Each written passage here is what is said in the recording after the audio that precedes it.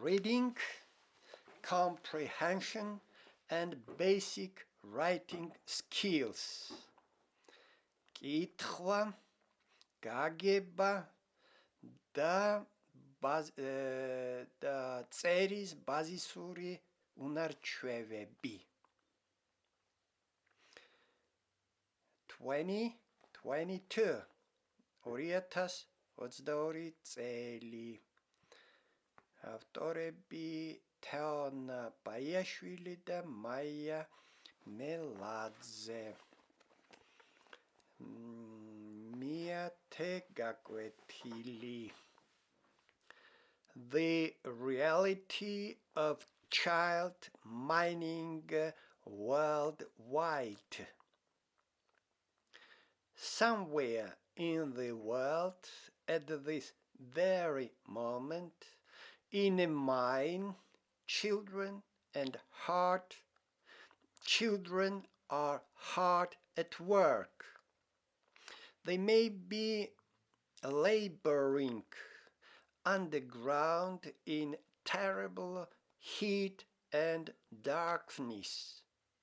They might be carrying loads of coal which are too heavy for their backs.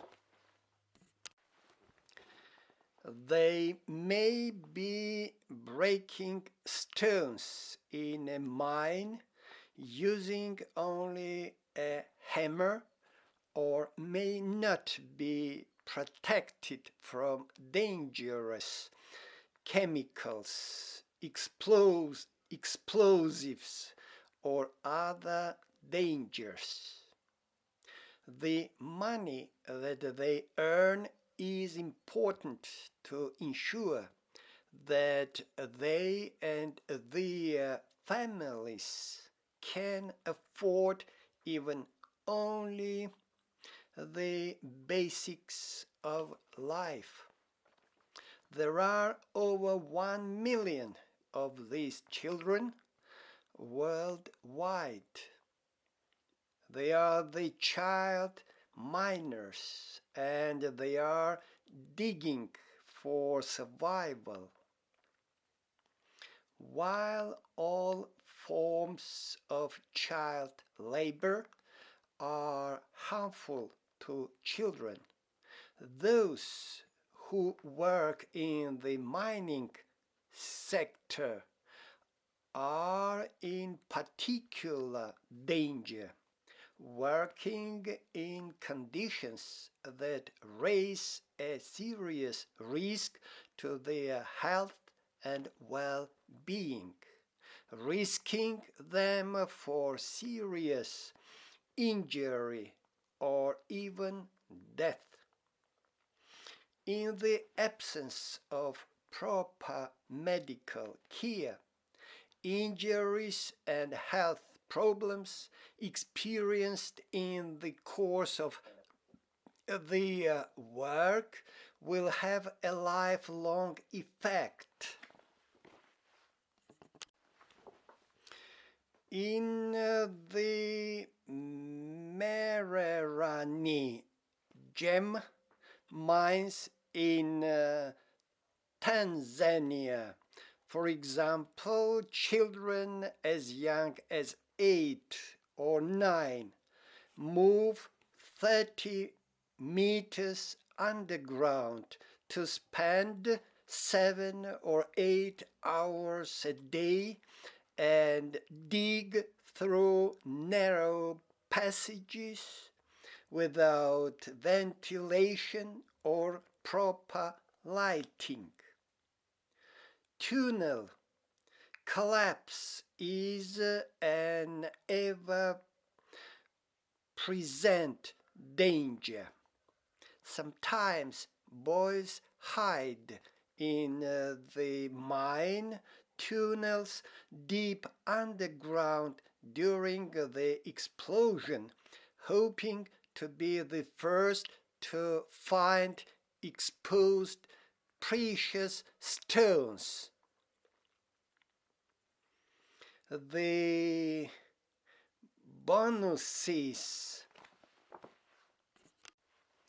the bonuses they get for these findings are their only hope of pay.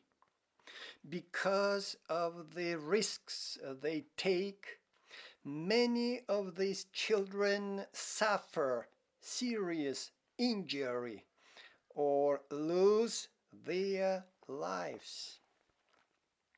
Despite ongoing efforts in many countries to remove the practice, child minors can still be found all over the world. Child labor is most commonly found in small-scale underground and open-caste miners in many countries in Asia. Africa and Latin America. Their children work in the extraction and processing of many types of minerals, including gold, silver, iron, tin, coal, chrome, marble, and stone. Most of today's child miners are not working directly for big mining companies. They may work for a small local mining or may work with their own families on small operations near bigger mines. They may also work in mines abandoned by large companies when large-scale mining became unprofitable. Because the income these children earn is decisive to the survival of the whole family. Education is not an option for many child minors. In Nepal,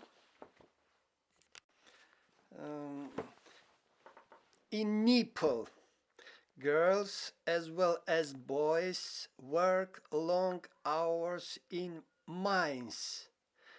Satha began work as a stone crusher when she was just 12 years old, hoping to raise some extra money for her family.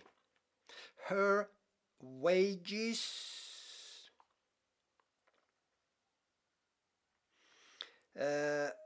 though small, are now an important part of her family's income.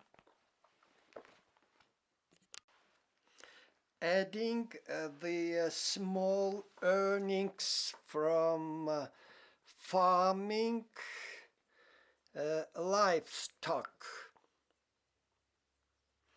Sometimes Satha's brother, sister, and her parents also work as stone crushers in an effort to add to their poor earnings from farming.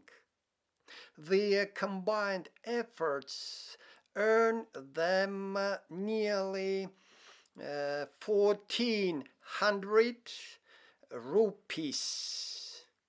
It's equal $20 or 15 euros. 15 euros.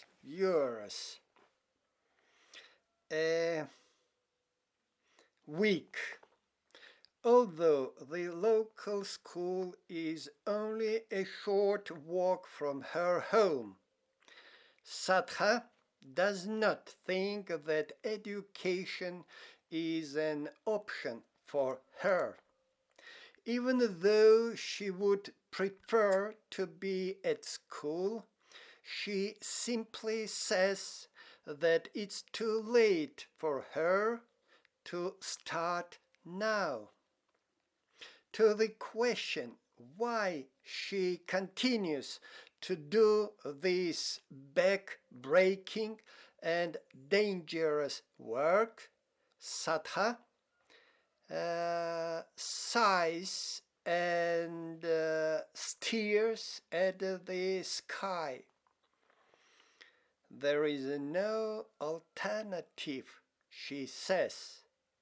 For her, this is her destiny, her predetermined role in life. There are some people, however, who believe that for Sadha and hundreds of thousands of children like her, life can be better. The International Labour Organization is working worldwide to ensure that no child has to work hard in a mine. But bringing change demands for an understanding of the complex nature of the problem. Most child miners are employed in small-scale companies which are unregulated and often undocumented. Also, many mining businesses are family.